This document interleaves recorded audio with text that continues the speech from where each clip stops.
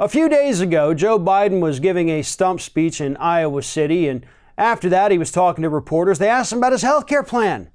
And Joe Biden responded in typical Joe Biden fashion and said, "I don't have time to lay out my health care plan. I don't want to keep you here all day, so I'm just not going to do it." Joe Biden claimed that he was too busy to lay out his health care plan.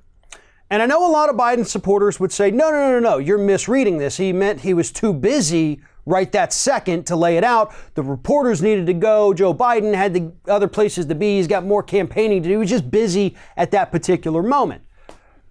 Okay, so what is his health care plan?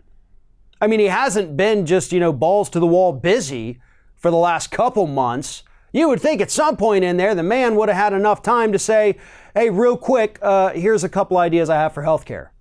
In fact, he actually could have done that with those reporters. He could have said, let me just give you real quick 1 minute. I don't have time to flesh it out, but I do think every American has to be covered, not needs to be or deserves to be, has to be. And we're going to go towards that. That is our end goal. I'll give you the specifics at a later time. Thank you very much, ladies and gentlemen. Boom. Nobody missed their flights. Nobody missed their train. Nobody missed their bus.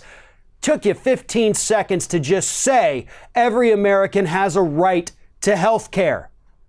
But he didn't do that. And he hasn't done that. And he's not going to do that. Biden has been the worst person running for president in terms of actually laying out policy. I mean, hell, even Beto O'Rourke is laying out pretty good climate policies right now, yet Biden has nothing on climate change, nothing on healthcare, nothing on gun control.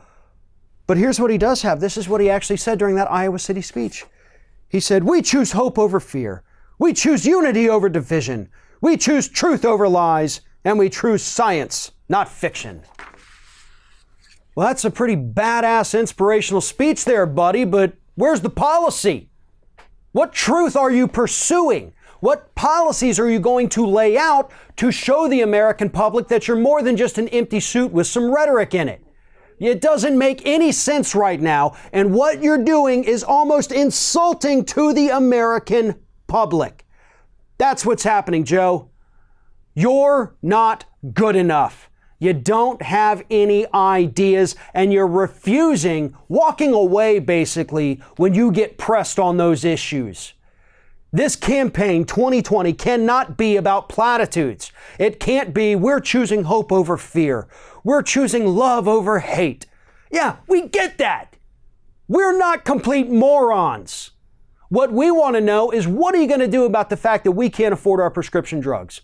What are you going to do about the fact that Republicans want to kick people with pre-existing conditions off their current insurance plans? What are you going to do about the fact that we've got, roughly 12 years before the worst effects of climate change start bearing down on this country? What are you going to do about the fact that every other week a kid is getting murdered in school? You going to do anything about it? Or are you just going to tweet out, "Oh, that's so sad, we got to choose hope"? No, absolutely not. And another reason why Joe Biden probably doesn't want to lay out a health care plan, not only because he doesn't have one, but because he's tied to the Affordable Care Act, which, hey, decent enough, right? I mean, it got 20, 30, maybe even 40 million more people covered under insurance. That's great as a start. It's not good enough anymore. But Biden certainly doesn't want to ruffle feathers with Obama. So he's not going to say that it's not good enough. He's going to say that it's the greatest piece of legislation that ever came out, and he doesn't want to change a thing about it. And that's the problem with Joe Biden. No policy, no substance, a bunch of empty platitudes. And I can promise you, I know he's leading in the polls right now. That's 100% due to name recognition. Once people see him on those debate stages, and he's surrounded by people who are laying out policy and giving details about things, but he's just sitting there like, "Hey, let's get along and be nice to one another. That Trump guy's pretty bad, eh?" Yeah. Your poll numbers are going to plummet the second you step foot against any one of those other candidates who actually know what the hell they would do if elected president. Thanks for watching, everybody. And don't forget, if you like what you see here, like, comment, share, and subscribe to our channel. And now you can also become a member of Ring of Fire and get exclusive early access to certain Ring of Fire videos all throughout the week. Just click on the little join button right below the video.